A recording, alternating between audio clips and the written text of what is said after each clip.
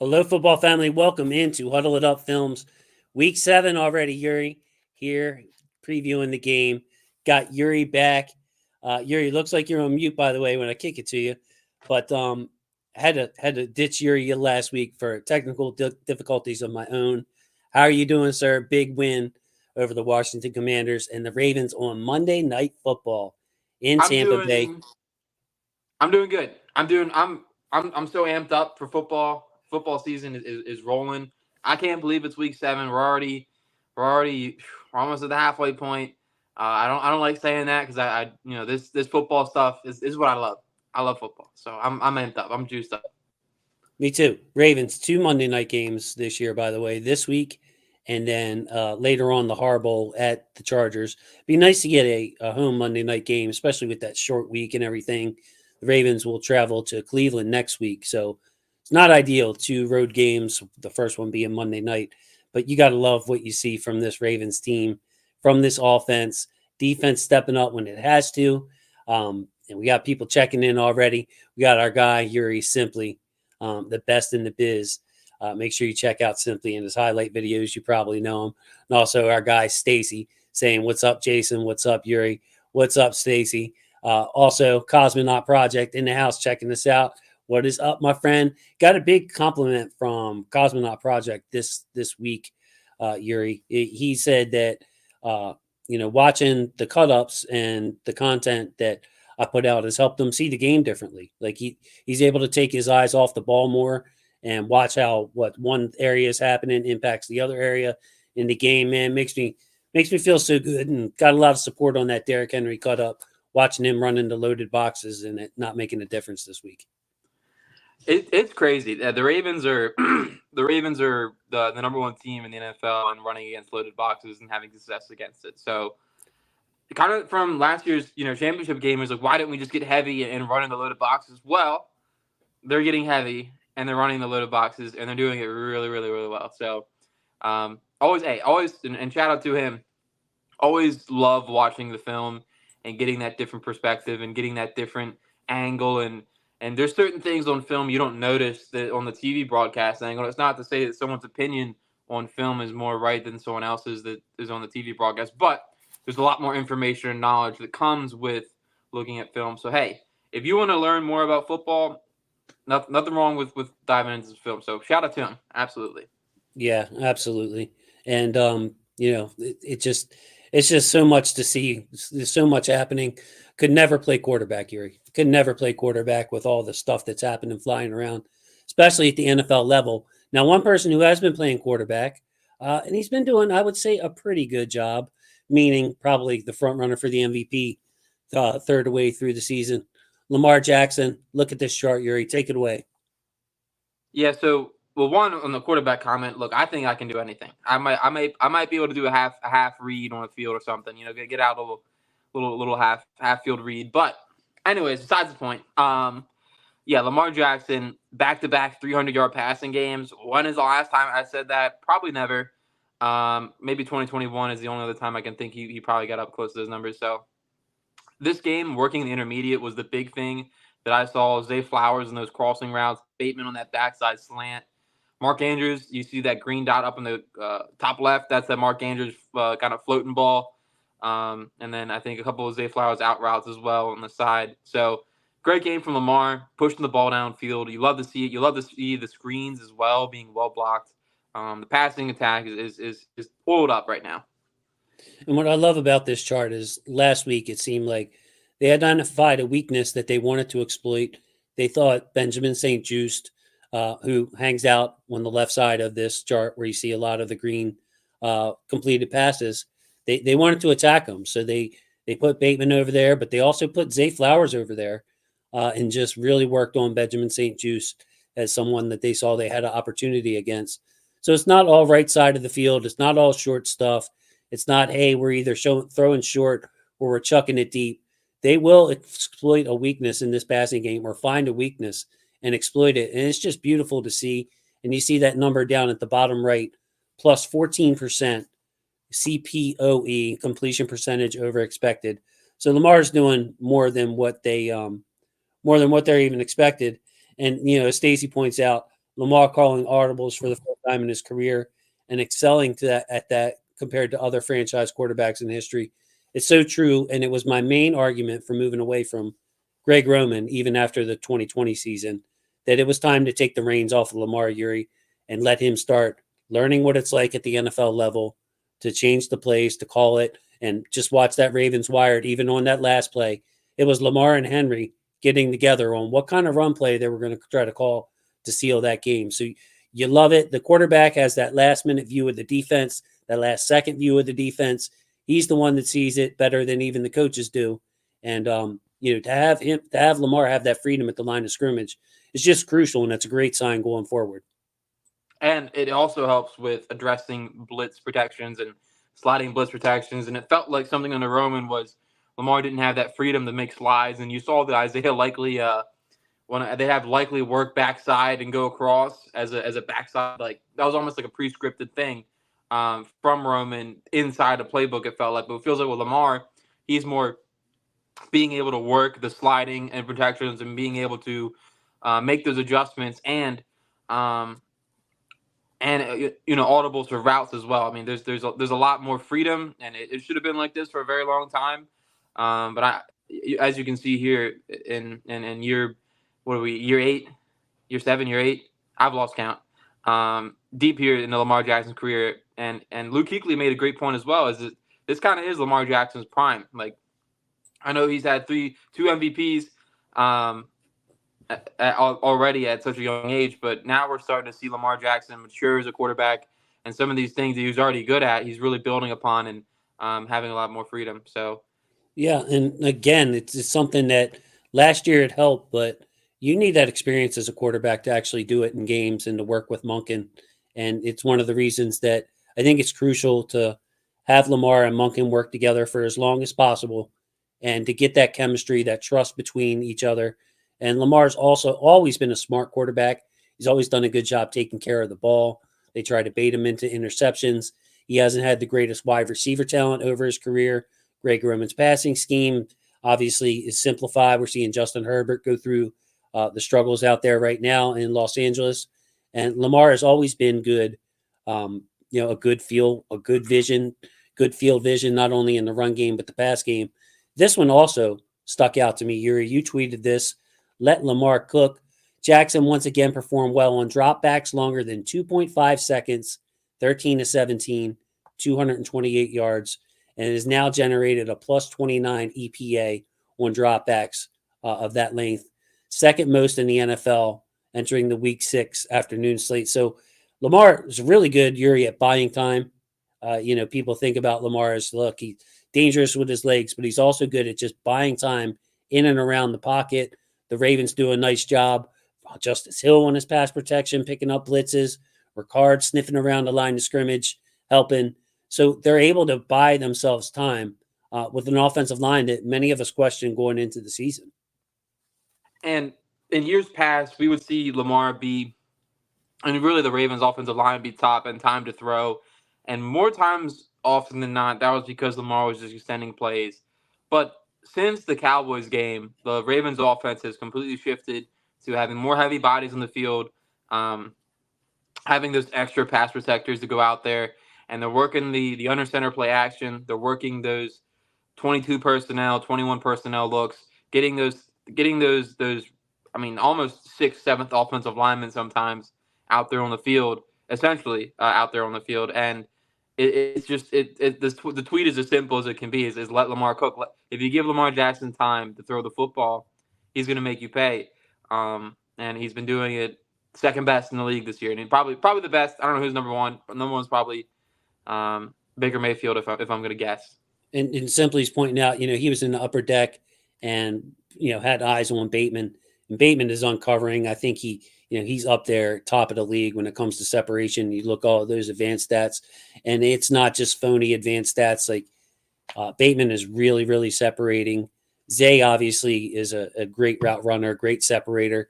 He's coming into his own. So we're seeing this the Ravens might not have like a top 5 type receiver as somebody that everybody would put in their top 5, but they got a lot of guys that can hurt you, and you don't have, as a defense, enough guys to guard all of them properly. Like you might have a stud that can take away one side of the field or a couple of studs on the field, but you can't defend it all.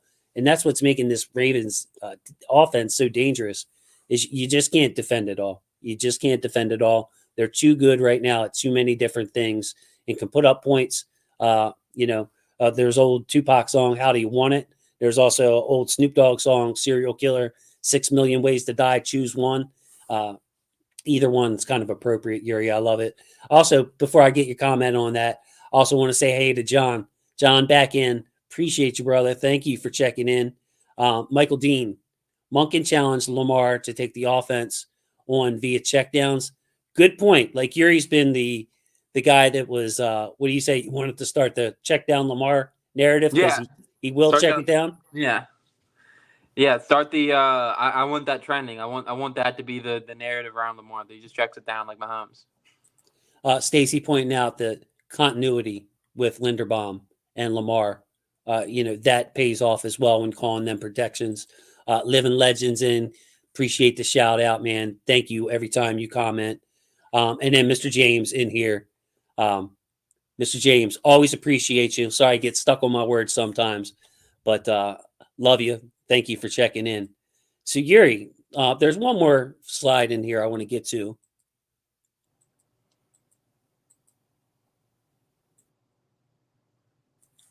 Brandon Stevens. I think that when you talk about the film, people watching it, I think that one thing that film guys can appreciate more than normal fans is cornerback play.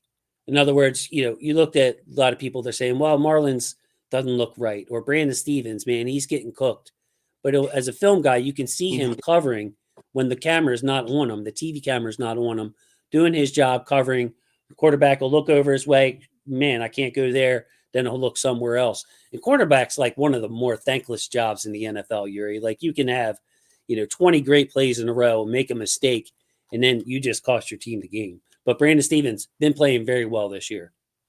For sure. And the looking at some of the yards allowed he's had, I think the most I saw was 70 something. That was several games ago. That wasn't the most recent game. So he would probably get a lot more consideration and love if he just got his head around on some of these.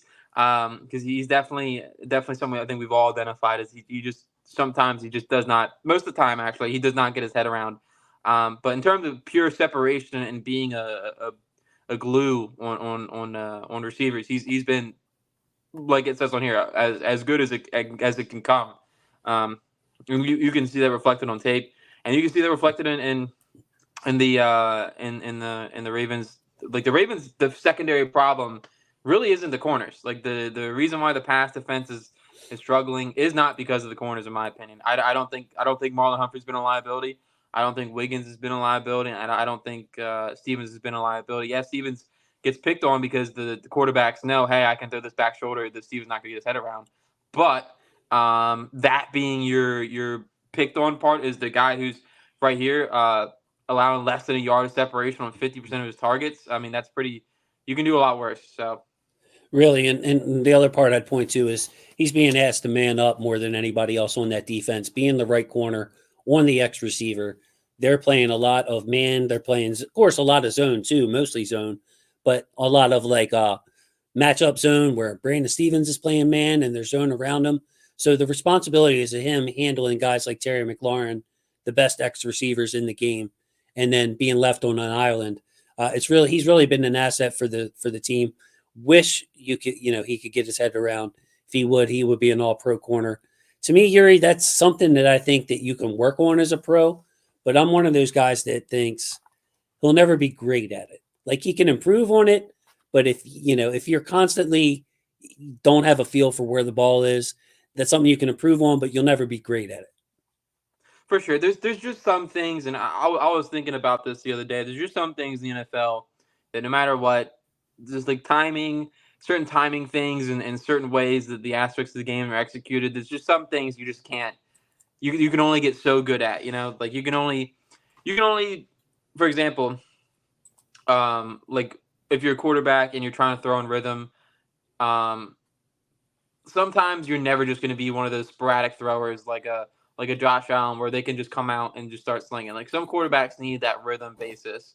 So I think of it the same way in certain aspects to cornerback as well. As like, hey, like there's just some things you just can't fix. Well, let's transition into this matchup with the Buccaneers. You see right there, the Buccaneers 1-loss record so far. They are 4-2, just like the Ravens. Again, this game is in Tampa Bay, recently ravaged by the hurricane down there. So hopefully everybody there is okay. Hopefully the stadium will be packed and fans will be enjoying themselves. But some pretty impressive wins here for Tampa Bay, and it looks like they have their outlier, just like the Ravens had their outlier versus the Raiders. Like, what the heck? How did they lose to Denver 26-7? Because you look, they beat the Washington football team more handily than we did. They beat Detroit, who's rolling. They beat Philly in convincing fashion. Lost to Atlanta when Kirk Cousins, I think, threw for 500 some yards that game. I remember watching that game. And then last week, put up 51 on the New Orleans Saints. This Tampa Bay team is dangerous. And, we were talking before the show, Yuri. It feels like, okay, we had Cincinnati, we had Washington, and now we have Tampa Bay. A lot of similarities in the opponents here as far as their offenses are good. Their offenses can hurt you. They can put up points on the Ravens, but their defenses are question marks. And we're going to get into defensive games later in the season against Pittsburgh, against Cleveland. We got Denver coming up, but it could be another shootout this week. Yeah, the only saving grace I would give Tampa is that compared to the other teams we just played, they are slightly better against the pass. They have a lot more talent in the secondary than the Cincinnati, than the Commanders, so they can probably match up just a little bit better than those teams. But in terms of the discrepancy in rankings, it's pretty similar between these last 3 weeks of how all the run defense we just played were not that great. They were just not. The past 3 were not that great. And then in terms of how much matchup advantage we have on the rushing offense, once again, clear advantage for the Ravens. So it'll. I'm with you. I think it's going to be another one of those games where it's going to be swinging away, and who can get the first play on defense and force a turnover. Excellent. And I like this Bucs team overall because, they've won the division 3 straight years, Yuri. Remember, for a while, the NFC South was like literally a different person won it for a record consecutive number of years. It was never a repeat champion. All of a sudden, they've won it 3 straight years. And granted, some of them years haven't been dominant, but they've come out on top. And when I look at their roster, Yuri, it's a lot of homegrown guys. They've hit like a lot of doubles in the draft. Like no home runs, but you look at all the homegrown talent that they have. And of course, they were able to keep Mike Evans on the team, keep Chris Godwin on the team, bring in a couple of free agents like their quarterback, Baker Mayfield. But a lot of solid players, if not superstars, on this Bucs team, both sides of the ball. And nice young homegrown talent that should last for the season. They have young legs on that team. For sure. And it's a lot of, I would say, B to B plus type of players. Of course, Chris Godwin, Mike Evans are both probably top 20 of their position respectively, and of course one of them is a Hall of Famer, so not trying to take anything away from him, but the makeup of the roster overall is a lot of solid those range and caliber players, which is not the worst thing to have. No, definitely not. Let's go ahead and jump into it here. Exciting matchup this week. Can't wait for Monday Night Football. We'll let Brandon Stevens stat run its course there. Now, Yuri, every week highlighting different players. This week, I wanted to highlight Pat Mekari and wanted to start with him. Alec and I had a discussion last Friday night. Alec was thinking that Voorhees would get into that game, maybe part of a rotation. And I kind of took the other side that, look, Mekari's rolling over there. You had Jonathan Allen coming to town. Hopefully Jonathan Allen's okay. Looks like he had a kind of a serious injury. Deron Payne. But leave the veteran Mekari in there. Things are going well on offense. And that's what the Ravens ended up doing. Mekari, another nice game. He deserves a lot of love. And I think that a low-key part of this roster, something I mentioned online this week, was bringing in Josh Jones, the veteran, a swing player. And when we saw Josh Jones play left tackle in the preseason, he looked really good. Like you could tell he was a NFL, like a varsity player playing in a JV game in the preseason. Having Josh Jones, Yuri, has allowed us to use Mekari as a starter here and not be like, oh, well, we got to save Mekari because he's the only other guy that can play tackle. So we don't want him getting hurt. And then if one of our tackles gets hurt, we have a problem. Pat Mekari looks really good at that left guard spot. And I'm going to point to his mobility advantage over Voorhees. He's just a much more mobile player, a veteran player, not as many mistakes. So I like what Mekari's doing in that left guard spot. Do you think he is given a chance to like win that job now that Rosengarten has played out of his mind at right tackle? Well, he should start. I don't think that's a question anymore. Last game was by far probably the best game I've seen him in pass protection in his career, at least in recent memory. And I don't see why you would put Voorhees back in. It's just the offensive line has a lot of cohesiveness and gelling together. And the Ravens' offensive line right now, the focus, at least in my eyes, is let's get the best athletes on the field. Let's get the best pass protectors. And Mekari certainly fits both of those what do you call it, checkpoints. And I would. He's also playing for a contract as well, so that's another thing into it. Is I remember at least hearing a little bit in the offseason that he wanted to get out in the field and play more because it's payday, it's pay time. And there's a lot of politics involved in that, but very impressed with him. Glad he's on the field, and to your point as well, Josh Jones looks like a capable fill in case one of these guys get hurt. Excellent stuff there. Now, this Bucks defense, we mentioned the young talent. Antoine Winfield drafted. Levante David's been there a long time. Vita Vea, one of their studs there at defensive tackle. Kalijah Cansey in his second year. Yaya Diaby, Joe Tryon, Shoyinka, easy for me to say. All homegrown players. McCollum, another homegrown player. Jamel Dean, one of their best corners, and that's why you see him over there at right cornerback guarding the X receiver. He only played 10 snaps last week before he got hurt, and he wasn't able to come back into that game. And when he was walked off the field, he actually had two guys helping him off the field. He had, a trainer on each arm helping him. He had a leg injury. Uh, this game being on Monday night, Yuri, we don't have that Wednesday practice information that we would normally have on Wednesday. Everything's bumped back a day. But if Jamel Dean can't go for the Bucks, last week they had Tyreek Thunderberg, Appalachian State, undrafted rookie free agent, playing cornerback for them. And you saw how the Ravens picked on Benjamin St. Juice over on that side last week. If Jamel Dean can't go, all bets are off on how the Ravens attack that undrafted rookie in Jamel Dean's spot.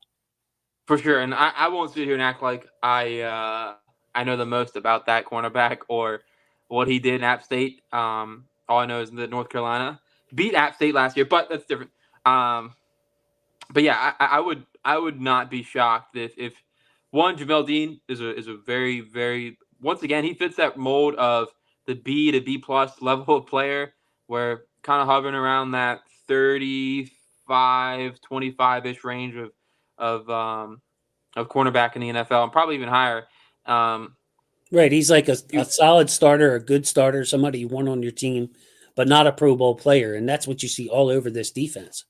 right, for sure, and that's um, that would be a massive loss. I feel like Bateman would have a field day with whoever they line up. They would line up across from him unless they move McCollum around, like which I suggested when we were talking offline about it. I'm like, well, okay, if Jamel Dean goes out, they might. I feel like they might move McCollum to Bateman and just have someone else going Flowers. So it'll be interesting to see for sure, but that'd be a massive loss. And one other thing to point out: their slot cornerback, quote unquote, Tyke Smith, rookie out of Georgia, liked him by the way. He's not a natural corner either, so it's not like they have like the Ravens have Marlowe in the slot or they have Arthur Millette in the slot. Like there aren't a lot of like true cornerbacks on this Bucks team. Definitely not none that are proven. So, like even if McCollum moves to the right side or McCollum follows Flowers, there's going to be a matchup for the Ravens in this in the wide receiver versus DBs that the Ravens like. For sure, and that's to move to the Winfield as well. How they scheme coverages and how they use him is going to be very dependent on if Jamel Dean's out or not. Because if Jamel Dean's in, you feel a little more comfortable playing coverages where you can make Jamel Dean be a playmaker and let Winfield be a playmaker. But if one of them's out, then okay, well, now I have to bring help to that side a lot more often. And it can put Tampa in a bind for sure. So yeah, if Cosmonaut, if you're still in here, that's one of those things, those domino effects that we see in football. Great point by Yuri. If Jamel Dean's out, Winfield is going to have to be more disciplined. They're going to have to give more help on this side. And Antoine Winfield, probably him or Vita Vea would be considered the best player on their defense. You'll see Winfield come down, be around the line of scrimmage, a lot like the Ravens use Kyle Hamilton, maybe not as movable a piece, but Winfield can man up on people. He can roam center field, an excellent player. And if the Bucs have to use him as a bailout player to help their corners, it limits them being able to use him as a chess piece and an attack piece on Lamar Jackson. For sure, and that also opens up the Ravens because if he can't be aggressive and move down in the box, that opens up a lot of rushing abilities for the Ravens to key in on and run away from his side basically because they know he isn't going to come down. At least he's going to come down right away. So. And I want to bring up this point from Tactical Precision Training LLC. Thank you so much for your support, brother. Appreciate that. Ravens have to kill the Bucs momentum early on, keep their foot on their necks the entire game. Would love to see it. And you play in a hype crowd like that, again, an inspired team with a lot going on in that city. They're going to play in that city for the first time since tragedy struck. A lot of people, I'm sure, still without power, without their houses. Like it could be an emotional momentum type game for the Ravens to come out, score early, not make that early mistake like they did last week, and really take the crowd out of the game would be huge to Tactical Training's point. For sure, and I would also toss in, and this is something that's been very frustrating with the Ravens. They've had plenty of fumbles over the past couple of weeks, and those mistakes, and it just in games like these, to your point, you can't have them. In games down the road against divisional teams, you can't have them, and it's certainly something that winning clears all and cures all type of thing that has been swept under the rug. But I hope that they are very aware of that fumbling issue they've had, and as well as some of the offensive line penalty issues. Their false starting at home, I think, should never, ever happen, even though that stadium was kind of 60-40 split. But yeah, just to stay on the Bucs game. Hopefully some of those fumbling issues and hopefully some of those the penalty issues as well are getting cleaned up. So one matchup that really catches my eye here, and of course the defense will switch around. You'll see Joe Tryon and Yaya Diaby switch places. They got Logan Hall, another defensive end I liked in the draft that works into that rotation. But Cansey and Vita Vea, how about the amount of beef between nose tackle plus Vita Vea and Daniel Faalele? Now, I think both of them kind of lie about their weight, should we say? Probably are heavier than listed. That might legitimately be like a close to 8 Bills type of battle in the middle there when those two forces collide. Vita Vea, one of the best nose tackles in the game. I kind of call him a nose tackle plus, like a Travis Jones, where, yeah, he eats up the run, but he also applies pressure as a big guy straight up the gut. The Ravens have got to find a way to neutralize him and his strong play, strong bull rush, just a beast of a player that can take over a drive or two. Yeah, you don't want him slowing down your run game, and he certainly has the ability to do that. There you go, Samoan sumo wrestling. At least that is what I assume. And he's a strong player. He's kind of in the same build of Travis Jones, of just being an absolutely strong human. They can push people out of the way and push the pocket in, as well as move people in the run game. I mean, eat double teams, and that if you're constantly double teaming someone, it limits how you can scheme your run game. So you have to. It's a big task for Faalele, and Linderbaum will probably come over and help a couple times, and Rosengarten will probably down block a couple times before working to that level 2 to Britt. But you can't let him just go out there and have his way. And again, it was mentioned earlier in the program. I saw it in the comments. Lamar Jackson calling out the protection with Tyler Linderbaum. They've done a really good job getting to the line and assigning these blocks and knowing where the problems could be for that particular play call. It changes as the play call changes. Hey, we're calling this. We need to make sure we really need to get this guy blocked up well. Let's slide to the protection this way, slide it that way, make sure that this edge is sealed off so we can have success on the play. And Lamar will know where the potential problems are, man. It's so beautiful to see an offense that can hurt you in so many different ways. And it is showing it. It's like, the Commanders stacked the box. We still wanted to run our way out of, like, we had 2 90-plus yard touchdown drives on Sunday. And they wanted to stack the box. We wanted to be careful with the ball. Henry grinding away yards to get us out of the hole, slinging the ball around the field to move it downfield, and then pounding the ball in for touchdowns. It's just like, pick your poison's been used, yes. And I just think it's so appropriate for the way this Ravens offense is playing. I can't see enough. Zay Flowers, career half, and then I don't think he got any action in the second half. But what a game for him as far as separating and against some of these blitz looks that Lamar's facing, being able to get open really quickly, make himself available to the quarterback. Lamar doing a nice job, by the way, leading Zay Flowers so he can actually get some yak and not just dance around a lot after he catches the ball. Yeah, you took my words there of being available. That's one of the most friendly things you can do for Lamar Jackson is be available and be available early in your route.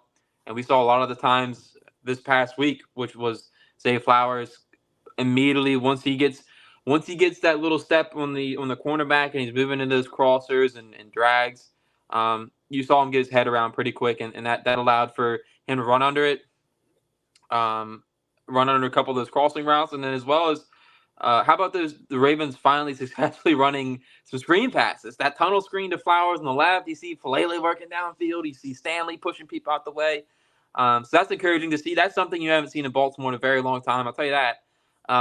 So very, very encouraged by Flowers. That first half was, when's the last time we saw a receiver go over 100 yards, and especially in a half for the Ravens, it's pretty unheard of. So very pleased with this performance and a lot of great catches, great physical catches over the middle this past game. Definitely in that kill box where, safeties and coming down and can potentially make a hit on you. But he went in there and he made very precise cuts after the catch as well, which is another thing I've seen definitely people talk about. Is, hey, like he's dancing around too much. Just pick a spot and go. And this past game definitely was he picked his spot and he went. I'm waiting for today to break that big one, Yuri. Like, I feel like we're overdue. Not like he catches a touchdown and nobody touches him, but like he catches a 15-yard pass, makes somebody miss, and houses it. Like, I expect Zay to be able to do that at the NFL level. And I think that people need to realize that he's still in his second year, man. He's only played less than 20 games. Well, I guess more than that. A little over 20 games in his NFL career. So he's still feeling out his way. He's still getting better as a player. I think we take that for granted because he just stepped right on the scene and, had that chemistry with Lamar and was producing for us right away. But he'll continue to improve and get better. And what I love about this defense or offense, Stacy's saying he wants to see the diamond formation in this game. And that's basically when you have like Linderbaum would be one part of the diamond. And then you'd have a back behind Lamar Jackson, who's in the pistol with 2 like full backs to the side. So if you can imagine, it makes like a diamond shape. The full house formation? The full house formation, that's another way to put it. But guys that aren't on this screen right now contributing, Justice Hill, Pat Ricard, your guy Charlie Kolar, Wallace and Aguilar with their blocks. Like Aguilar and Wallace are lining up a lot where you see Isaiah Likely on that screen. And what they'll do is they'll come down and pin Yaya Diaby or pin one of those linebackers trying to flow over to the play and allow the big guys like Ricard and Kolar to get out and block these little guys in space. And the Ravens are just blocking the hell out of people, man. Like on the perimeter, it is a blocking clinic. And it's just so beautiful to see when you have like a smart back like Derrick Henry who can pick the hole, explosive back like Justice Hill. Like there's so many guys on this offense that deserve credit. The skill player group, again, you may not see a superstar, a top 5 at his position other than Derrick Henry. But they all contribute. They all have a role, and they all are taking every play seriously. Like, I don't see anybody taking a play off. The receivers are involved in these blocks. It's just a beautiful thing. on this, who do you want to talk about who may not be on this screen, Yuri? Like who else? I would. I mean, you mentioned it, but it's probably is Justice Hill. His improvement in pass protection, and I think he's the Ravens' fifth receiver in terms of yardage. He's got like 170, 180, which is not bad at all out of the backfield. So he's made massive leaps and bounds as a player, especially like very, very heavily. I am when I say that I mean like in pass protection. He is completely like from 2020 and 2021 from what I remember in pass protection. Well, not 2020, he tore his ACL, but from what I remember in years past of Justice Hill and pass protection, I'm like, man, he's liability out there. But this year, he's just gone out there and he's just fighting. He's fighting. You saw the rep versus Chris Jones. You saw the rep this past week, taking on the blitz and not getting blown up, not letting Lamar get blown back, and then to make a lot of very positive plays out the backfield as a receiver as well. It's I mean, he's doing his thing. You know, I've always been a believer that Justice Hill sees the blitz, identifies it very good, and his technique is pretty good, which has allowed him to be effective in spurts throughout the years. But there's times like that devastating loss to end the season last year where size works against him. You know, he's just not the biggest guy. So Justice Hill has to be perfect in his technique as a pass blocker, taking on some of these big guys with momentum, screaming. But I think he's always been good, I guess is what I'm getting at identifying it. And of course, he has that toughness factor you see on special teams. Justice Hill, no fear in this game. For sure, it's just his body. To your point, his body a lot of the times couldn't handle some of the some of the larger and bigger guys coming through. And then another player I would also toss in just for bonus is probably. I mean, he is already on here. I was thinking of somebody else. I would Aguilar as well. I mean, you kind of highlighted it. A lot of those fourth and fifth receivers aren't getting a whole bunch of playing time, but when they go out there, to your point, they are going out there and they're at least blocking and making a significant effort and have impact on plays.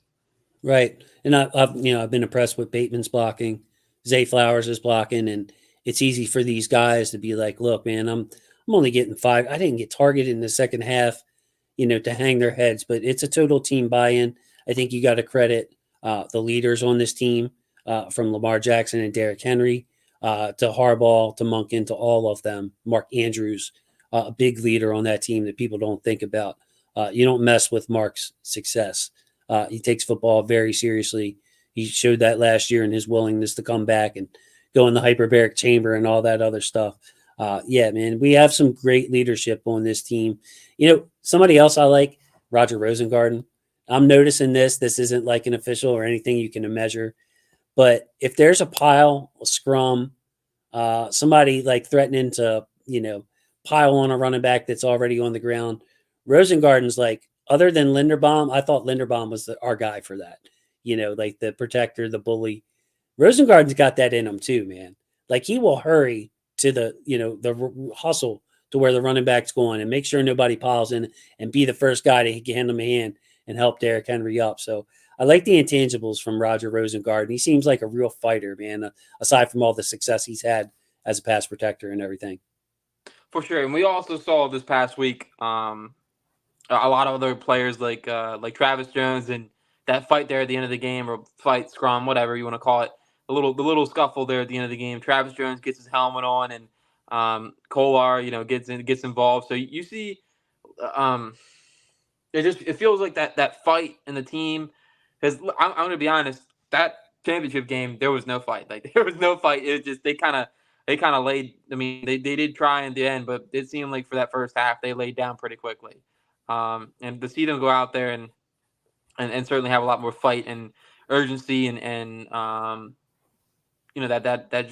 vigor. To be honest, is the willingness to fight for it and want it that bad is something that I'm very pleased and impressed with, and hope it carries them throughout the season and hopefully into the postseason.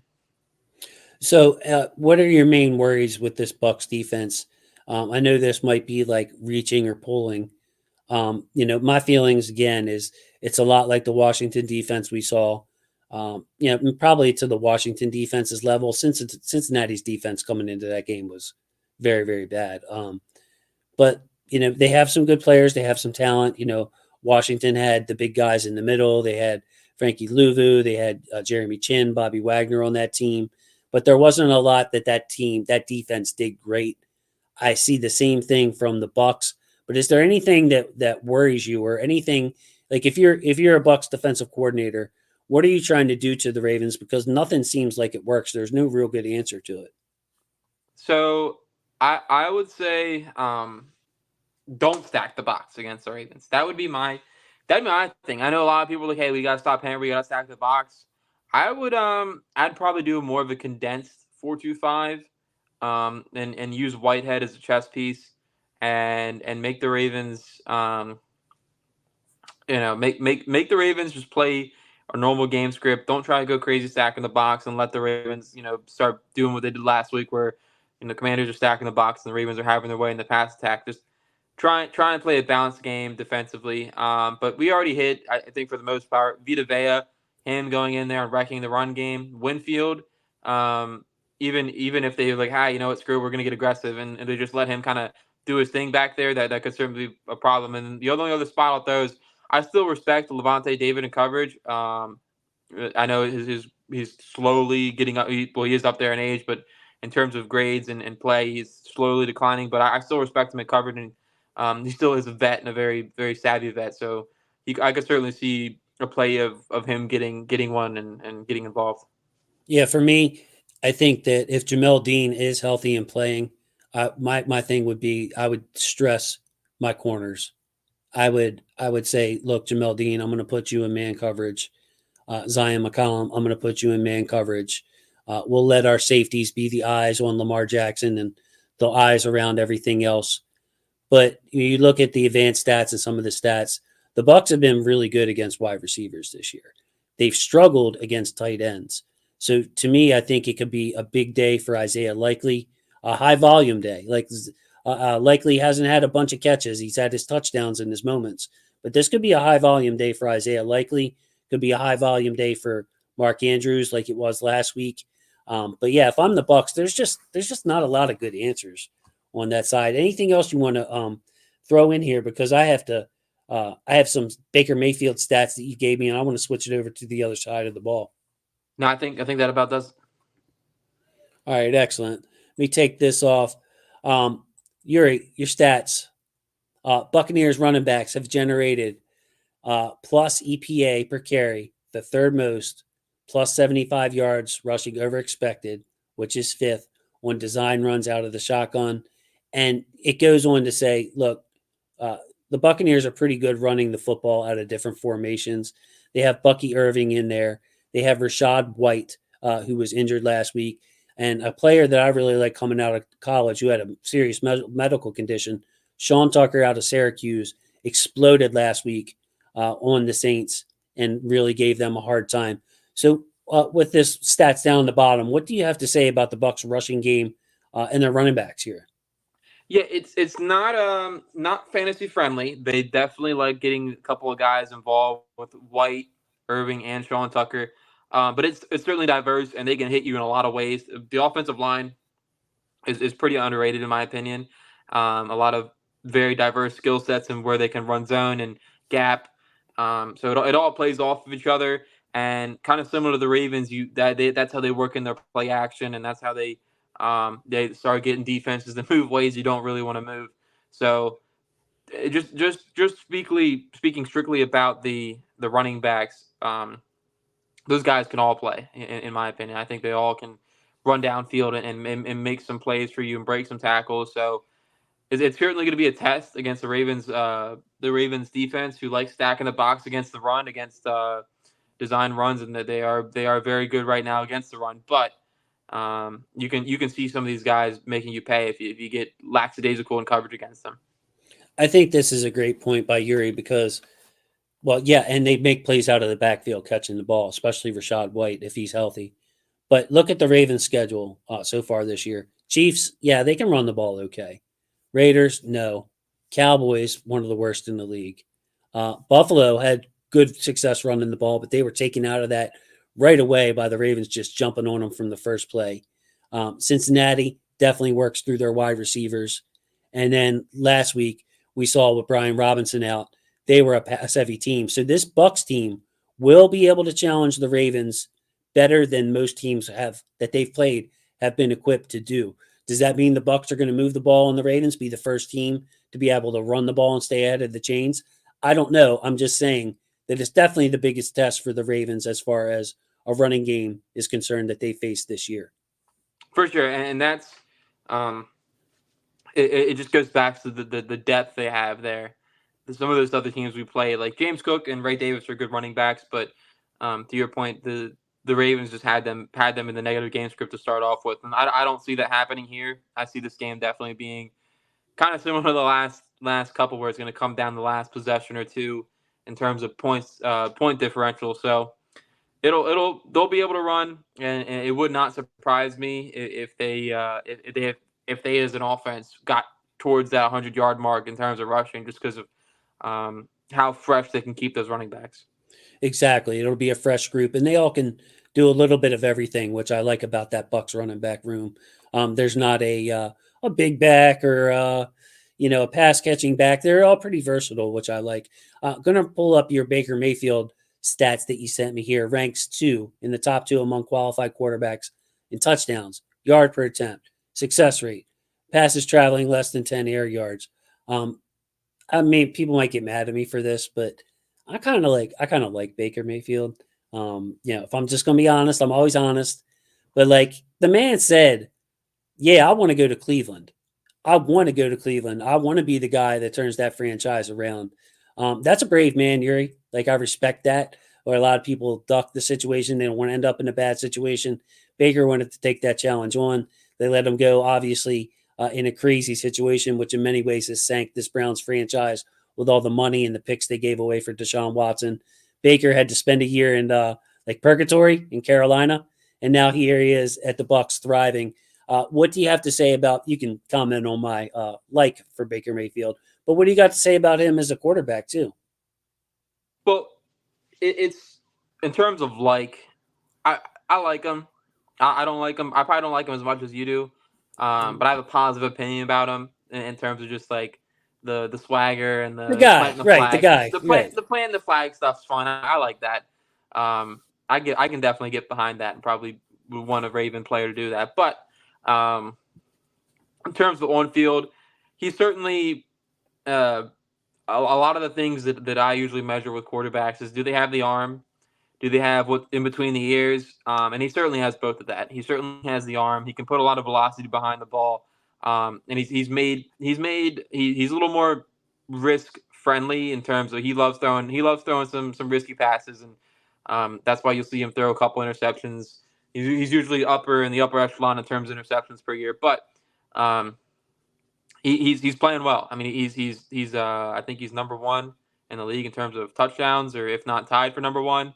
Um, so he's having a year. He's certainly having a nice resurgence. I thought he was going to regress, but clearly not. So I have some notes from last game on Baker Mayfield that I found interesting. First of all, I just want to say that Saints defense, man, it looked a lot like the Cowboys defense trying to tackle us. Missed tackles, people bumping into each other. Like it was not a good performance against the Saints. And again, the Bucks won that game handily, but they were facing Spencer Rattler, rookie quarterback in his first start. And the Saints defense was just horrible. Baker threw 3 interceptions in the first half last week. So as all these positive numbers that we're showing, Baker is still mistake prone with the 3 interceptions in the first half. And then this one I found fascinating. His average completion, Yuri, traveled less than 3 yards downfield. So when he completed the ball, it was average less than 3 yards past the line of scrimmage. Yet he threw for 325 yards. So that speaks to exactly what I'm talking about the Saints not being able to tackle a soul against the Bucks last week, and why the Buccaneers were able to put up 51 points. For all our gripes about this Ravens team and this defense so far, they're a pretty good tackling team. Baker's going to have to push the ball downfield more than 3 yards a completion to put up the points that they're going to need to win this game. For sure, and we saw that last week. That was a big concern of mine. Is that Cliff Kingsbury offense was They work the ball out in space in one of those quick screen bubble passes and getting those little tunnel smoke screens and all that incorporated. You'll probably see similar things here. You'll probably see a lot of those short uh, slants, flats. They we pointed out earlier, running backs out of the backfield, K Dotton out of those flats, um, some of those backside slants. So the Ravens, I have faith in really a lot of these players have come on in the past couple of weeks in terms of tackling, and have shown to be a very secure tackling team, especially, Kyle Hamilton. You can't go talk about secure tackling without talking about the guy with the pterodactyl wings himself. I mean, he goes out there and I've never seen anyone really slip past his tackle a lot. Yeah, pterodactyl Kyle, back to his own ways. Um, and Stacy weighing in here, our defensive problem are play calls and coverage rules. Stacy, man, you're kind of, She's cooking. She's cooking yeah, up. yeah, you're kind of cooking a little bit. And I want to give Zach the benefit of the doubt first year on the job. But like my whole thing is, Yuri, we got enough talent. I mean, look at the names out there. Look at the track record. It's a lot of the same group that had the triple crown on defense from last year. So yeah, people say, "Oh, we overrate this guy, we overrate Stevens, we overrate Humphreys, Roquan's not playing good." Yeah, but like, it's still enough talent on that group, even if I agree with you on all those. To me, I think Zach's got to find his way as a coordinator, and I think the coverage rules, specifically that Stacy's talking about, is important. There's just too much space in that back end. We've had a couple of breakdowns, but even when they're not like breakdowns that cost us a touchdown, Yuri, there's just a lot of I probably should have played it better like this. I probably should have jumped on it. I probably should have hung with my guy a little bit longer. Yeah, and his Koku, the 4th and 12 coverage call last week was kind of bad. Yeah, I mean, it could have left him, got him back in the game. It really did get him back in the game. That could have ended the game, is what I meant to say, Koku. Yeah, and to Stacy's point, the discipline difference, you can see there's a massive coverage rules and coverage discipline difference between McDonald and Orr. And of course, Orr has to find his own way. He can't just copy the last guy, because teams are always evolving and adjusting. But he does need to find a way. Is even though these cornerbacks are playing great and allowing very little separation, he needs to find a way to mesh the slot cornerback with the inside linebackers and the safety that's behind them, and have them be able to play a lot more effectively off each other, and work that spine of the defense, and being able to shore that spine of the defense up. So this is a great game to show, like, hey, okay, I think I figured it out. Because he has went through a murder's row of quarterbacks in this first couple of weeks. I mean, you're talking Right. about all the top 8, top 9 quarterbacks that, however you want to classify those guys, they're all good quarterbacks. They can all play. So Right. And then the other thing is, not only are you facing great quarterbacks, look at the numbers that are about to come up down there. I'll get them right. They're coming up here. Ravens defense, we're allowing, 31st in pass yards allowed a game, pass yards per attempt allowed. But look at our rushing defense, 59 yards a game first. Yards per carry allowed, only 3.0 first. Why the heck are we playing all this man defense if our run defense is so great and our pass defense is so not great? That you would think that would scream to you as a coach, hey, coach, stop playing so much man. Stop putting you guys out on the island. Give everybody some help in the back end and let Travis Jones, Matabike, and Van Noy and Roquan and all just clean up. If you're giving up 4 yards a carry this game, who cares? They can't beat you on the ground. So basically, allocate more resources to pass defense as a coach. for sure, and get more defensive backs in the field. And you've seen them do that with Hamilton, and putting Hamilton and Dime as the dime linebacker just to get another safety out there, get another corner out there. But yeah, that was the one hardball presser thing that I did see this week was him saying, "Yeah, we're putting these guys out in the islands." I'm like, "Well, why? Why are you doing that? Well, Stop. yeah. Stop doing it. Stop. Your pass defense is worse in the league. Stop." Yeah, it might be like for Zach as a player, maybe he's got to get more into coach mode, because I know as a player you love those challenges. You know what I mean? Oh, well, we'll man up. But like as a coach, you got to be like, yeah, man, these guys need some help back there. We got to figure this out. So I want to transition to this. This is my main thing in this game, Yuri. Nate Wiggins highlighted, Mike Evans highlighted. I got to watch 2 Bucs games already this week. Mike Evans moves around. So yes, he is their X receiver. He's lined up on the left a lot. But the Ravens play sides. So Brandon Stevens is always going to be in that spot in the defense that you see him. And it's either going to be Wiggins or Humphrey when Wiggins is off the field over on the other side. So I'm going to ask you this, but I'm figuring that the Bucs are going to move Mike Evans around a lot and maybe try to match him up on the other side of that field against Nate Wiggins this week.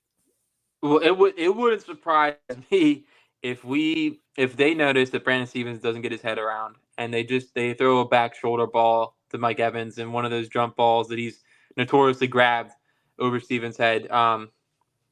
It just the writing is on the wall almost with that one. But in terms of him moving around, they'll probably move him around. I feel like they like, and usually in the years past we've seen Humphrey take that matchup.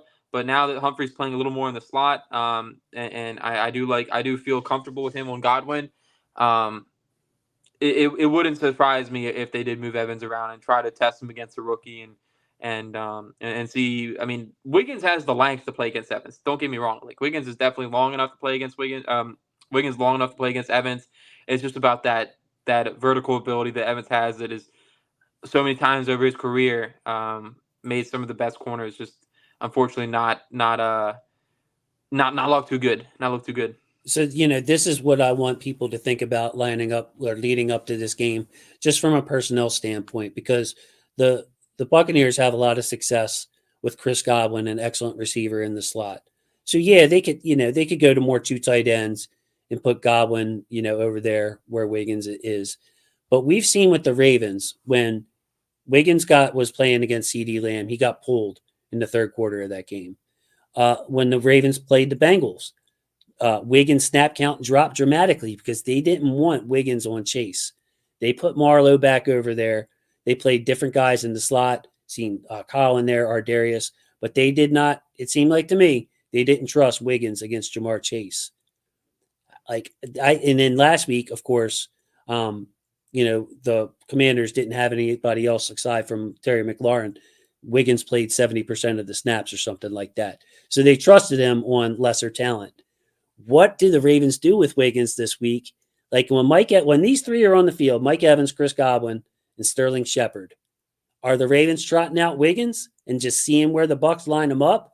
If he's lined up against Mike Evans, let's go Nate Wiggins. If he's lined up against Chris Godwin, let's go Nate Wiggins. Or do they try to get more creative with, like, say Arthur Millette comes back this week, they put, Arthur Millette in the slot or play Kyle Moore in the slot?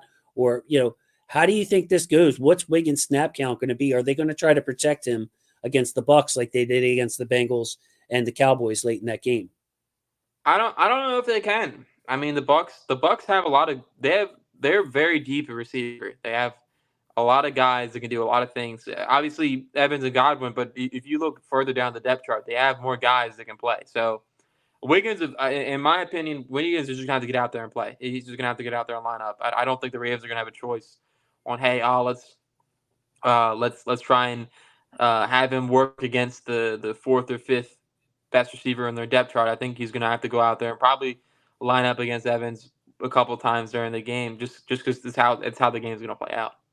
All right, so that's something, for the people that are watching right now, thank you. I want to hear your comment on that. Wiggins' snap count been dramatically different from team to team, from game to game against a talented core like Mike Evans and Chris Godwin. Are the Ravens going to protect him like they did against Chase and the guys, or are they going to let him play like they did against Washington last week? Even for those checking in afterwards, watching the replay, comment down below. I'd like to hear your opinion, and thank you for watching the show this long, by the way.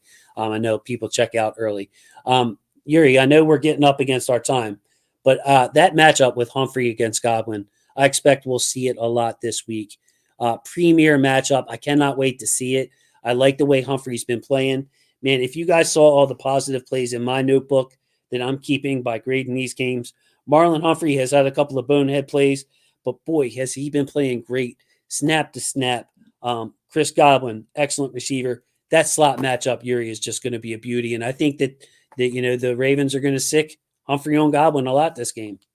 There's something about those contract year Ravens. I have no idea what it is, but man, do they play well when the dollar bills are on the line. So yeah, it'll be fun to see. And then another thing I'll throw out there about the Ravens defense is we saw there last week is that the rush lanes and Harbaugh pointed out in the presser is that they were very disciplined in the rush lanes. They didn't want Daniels getting outside of the pocket. So along the defensive line, especially the edge rushers, we saw a lot of them lining up in wide nine, getting really out there. So against a less mobile quarterback, I know we've been talking about the secondary and the receiver matchups, but just real quick to flip it over to the defensive line. Now that I'm thinking about it, this could be one of those games where the Ravens defensive line gets after it. You see them pin their ears back, and you see Van Noy probably get a sack. I mean, this could be one of those 4 or 5 sack games if the Ravens can hold up in the secondary. I'm so glad that you brought that up. People are frustrated with the Ravens pass rush. This is something else I was talking to Cosmonaut about this week. The way that they rushed Jaden Daniels was perfection, bro. Like, they did not let that man get out of the pocket. They maintained rush integrity. They weren't even really going for the sack. They were pretty much keeping their guys at arm length with their eyes on Jaden Daniels. If he broke this way, they broke that way. They would not let him get outside the quarterback or outside the pocket, and they would not get too wide and let him shoot up the B gap on them either. Like, it was all eyes on him. I think this pass rush, Yannick Ngakoue, I always call him Ndakwe and then say Ngakwe, stepped up. He looks good. This could be a game, Yuri, that the Ravens get the sacks back up on track. And they're still, like, I think 6th or 7th in the NFL in sacks. So it's not like a terrible group. Robert Hainsey is their Bucs center is highlighted here because their first round pick from this year, Cody Barton, did not play last week, and he didn't practice at all last week. So when I see somebody that's not even back to limited practices and they didn't play, like, he probably, in my opinion, if I had to bet, Cody Barton would not play again this week. And I think that's a really good matchup for Matabike and Travis Jones against that backup center and Robert Hainsey. For sure. And then you also throw in there Cody Mile as well, their right guard. I mean, that's going to be a very fun matchup. The Ravens' interior defensive line has certainly led to a lot of the dominance against the run, and they've also contributed a lot against the pass as well. So it'd be great. It'd be great to see Travis Jones get in there as a true nose tackle, a couple reps, and just see what happens. I love that nose up on the center type of reps. I really do. So, Yuri, I think that we've seen Kyle Hamilton play more safety. Again, it's not something that I track. I'm just studying play to play. But I feel like they have been unhappy with the play of certain Ravens. I know Stacy in here is a little higher on Eddie Jackson than I am right now. I'm pretty down on Eddie Jackson. That's just my opinion. But I've noticed that they're using Kyle more on the back end to shore things up back there, which is taken away from his use as like a weapon, a blitzer, all that activity around the line of scrimmage. Now we're still seeing him blow up the screen passes coming from his safety position and knocking the heck out of somebody. But it would be nice to get better safety play to be able to free up Kyle to be the weapon that we want him to be when these games really start to matter down the stretch. Yeah, and that reflects back to them wanting to play a lot of them playing a lot of that cover one, single high, and man coverage type of looks. If they go and get that split safety look out there, that second safety has to at least be somewhat serviceable in coverage. And it goes back to a point that I think we made 2 shows ago or a show ago about getting Darius Washington back out in the field. You saw him make another, unfortunate, almost had it, but make another play. And you just feel positive about people that are always around the ball, always trying to make a play on the ball, people that are very wired up like Darius Washington. So I would like to see him back out there, get some more action. And yeah, I'm down on Eddie as well. I think he certainly subverted my expectations. Was not what I thought. I thought he'd be a little more serviceable as a safety, but is what it is.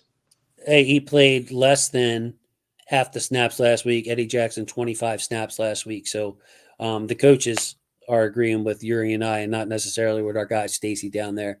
But Eddie Jackson, veteran player, he's going to have to play and play well at some point this season, I'm sure. We're going through guys we're gonna you go through guys during the season. So right now the Ravens look very good, but we will have to see. Yuri, man, so big game coming up here as we hit the over an hour point on the show. Yuri out there, parts unknown from the No-Tell Motel, joining us. Appreciate you, buddy. I told Ashley we're on Wednesday nights now, so hopefully she'll come join us sooner or later. But final thoughts on this game. For me, I would just say I agree with a lot of what people said in the chat in the comments. It'd be important to silence this crowd, to not let them get so emotional. Again, you have to realize what you're walking into when you're walking into a fight away from your home. I'm not going to underplay the emotional impact. You remember way back in the day, the Saints playing after Katrina, and it was like the energy in that building was unstoppable. There was like no way they were going to lose that game. This wasn't Hurricane Katrina in its catastrophe level, but people are feeling it down there. They've had a rough 2 weeks. This might be their chance to let it all out and go support their football team. Have first responders at the games.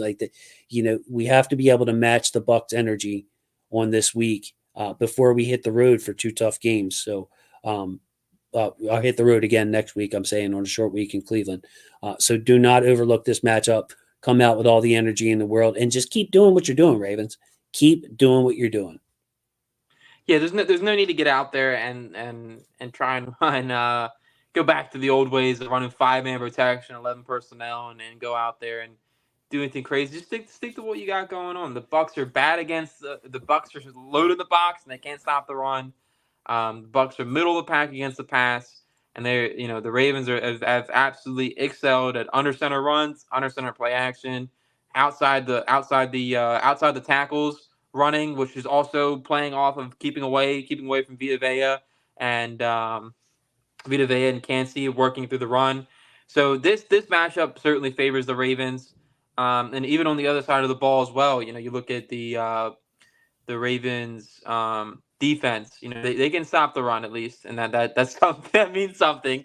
Yeah, I mean that's the strongest. If you're looking on paper, the most predictable thing is that it's going to be tough for the Bucs to run the ball because nobody has on the Ravens. Like even if the Bucs have more success than anybody else, nobody's had success. So, Yuri, the other thing is for me, like with this offense, it's made it hard to predict who's going to have a good game for the Ravens because it really could be anybody depending on what the defense wants to give us and what the defense is trying to take away from us on that series.